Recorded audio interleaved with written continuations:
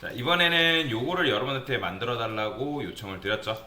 그래서 확인을 해보면 마우스를 올렸을 때 손가락 표시가 없다라는 거는 A 엘리먼트를 사용하지 않았고, 그 다음에 A 엘리먼트를 사용하지 않은 상태에서 여러분들이 이제 이 로고를 만들어낼 수 있어야 된다라고 말씀드렸죠.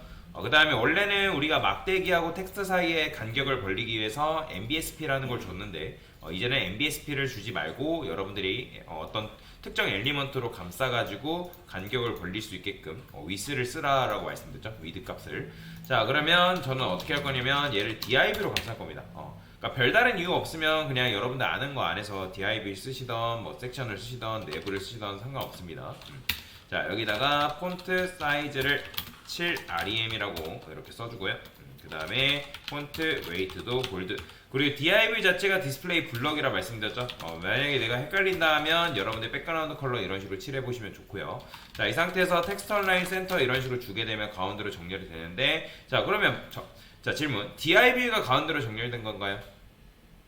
아니죠. 이거는 div를 정렬시키는 속성이 아니라고 말씀드렸습니다. 텍스트 얼라인이라는 거는 div가 품고 있는 텍스트를 정렬하는 거지 div 자체가 정렬된 건 아니다 라고 보시면 돼요. 그걸 잘 기억하셔야 됩니다. 자, 그러면 이런 식으로 로고 만들었고, 레터 스페이싱 저는 자간을 살짝 0.3rem 정도 이렇게 좁히도록 하겠습니다. 됐죠? 자, 그 다음에 얘네들을 이제 작업해주면 되는데, 저는 내부로 감쌀 거예요. 내부로 일단은 감싸줄 거고, 그 다음에 막대기를 엘리먼트로 감싸달라 했으니까 저는 요거를 섹션으로 감싸겠습니다. 그냥 제가 아는 거 쓰는 거예요. 그러면 왜 제가 이걸 섹션으로 감싸게 되냐면, 이미 div는 위에서 쓰고 있잖아요. 그쵸? div는 위에서 쓰고 있기 때문에 제가 일부러 안 쓴 겁니다. 왜 그러냐면 div에다가 여기다 이 속성을 반영했기 때문에 여러분들 이걸 div로 감싸버리게 되면 이 내부 자식으로 있는 이 div도 이 속성이 그대로 반영돼 버리기 때문에 좋지 못하겠죠. 자, 그래서 요거는 저는 섹션으로 작업을 할 거다.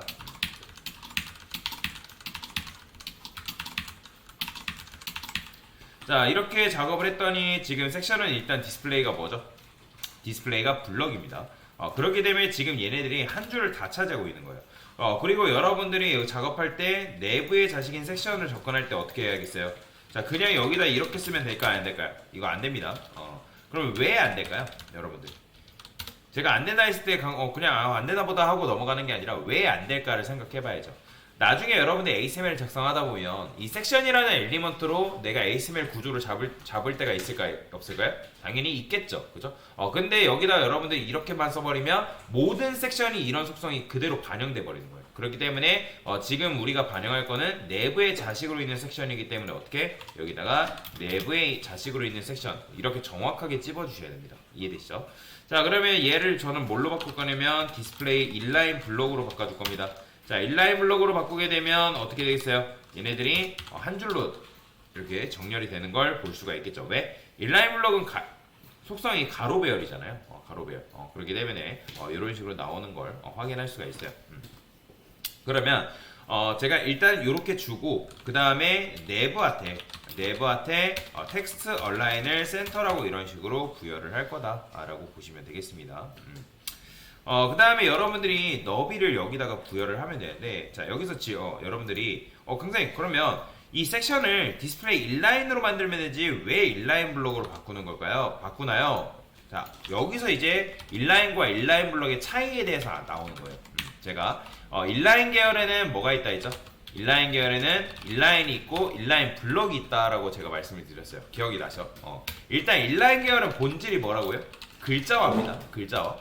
그 다음에 특징은 높이, 너비, 최소 축소예요. 너비, 최소 축소. 그죠? 그 다음 배열은 가로 배열로 최대.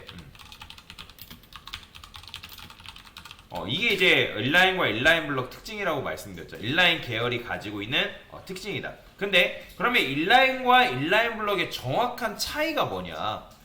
인라인과 인라인 블록은 거의 비슷하거든요. 근데 성능 면에선 인라인 블록이 훨씬 더 좋긴 합니다.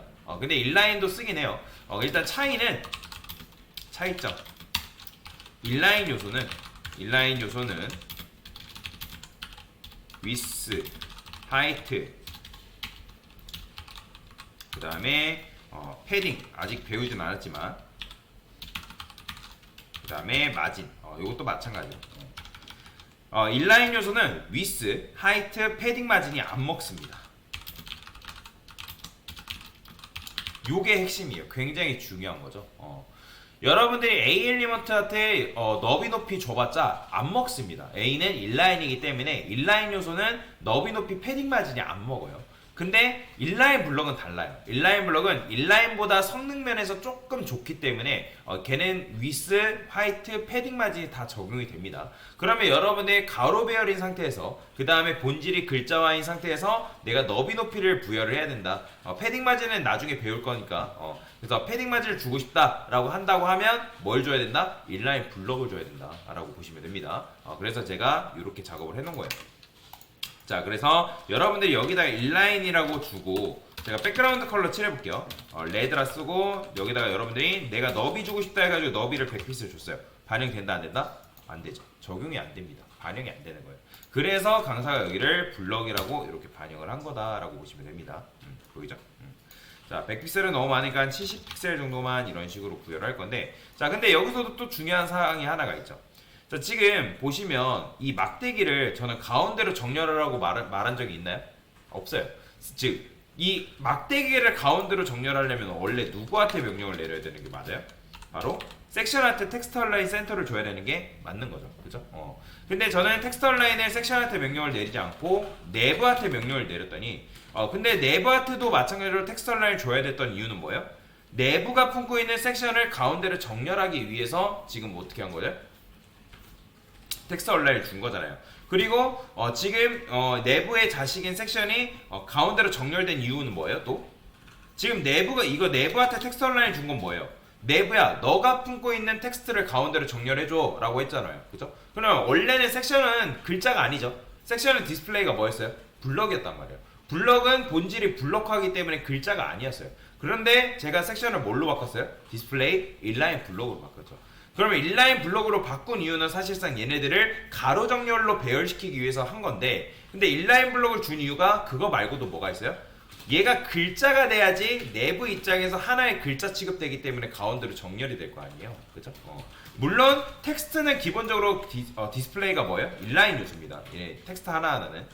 자, 그래서 이런 식으로 가운데로 정렬이 되는데, 자, 텍스트 얼라인을 중요한 거는 내부한테 줬더니 섹션에 있는 막대기들도 같이 정렬이 되는 걸 볼 수가 있다라고 보시면 돼요. 자, 제가 그래서 지난번에 뭐라 말씀드렸냐면 CSS의 디자인 속성 몇몇 속성을 자식이 딱히 뭔가를 딱히 하지 않는 이상 부모한테 그 속성을 부여했을 때 그 부모의 속성이 자식한테까지 스며든다라고 말씀드렸죠. 이런 걸 이제 상속 법칙이라고 얘기하거든요. 즉 상속되는 성질이 있기 때문에 지금 우리는 내부한테 줬는데 그 내부한테 준 이 텍스트 라인 속성이 눈에 보이진 않지만 어떻게 된다? 섹션한테까지 같이 적용된 거예요. 그러면 여기다가도 부여하고 내부한테도 부여하고 그럴 필요가 있을까요? 그럴 필요가 없다는 거죠. 그래서 여러분들이 나중에 이제 제가 이 상속과 관련된 개념에 대해서 조금 더 깊게 다룰 건데, 이 상속을 이용해 가지고 이런 식의 디자인을 주는 경우가 있다는 거예요. 굳이 내가 섹션한테 텍스트 라인 또 주지 않고도 내부한테 텍스트 라인을 준 것만으로 인해서 같이 가운데로 정렬되는 이런 효과를 부여할 수가 있다라고 보시면 되겠죠. 자, 여튼간에 이런 식으로 부여하면 되고 색상은 지우도록 할게요. 그러면 적절하게 우리가 너비를 준 것만으로 인해서 뭐한다? 이렇게 정렬이 된 걸 볼 수가 있죠. 자, 마지막으로 폰트 웨이트 정도만 부여를 해주면 어떻게 되겠어요? 제가 정답 예시 올려놓은 것과 얼추 비슷하게 되는 거죠. 근데 지금 보면 자, 섹션도 마찬가지로 폰트 웨이트 볼드를 반영했더니 어때요?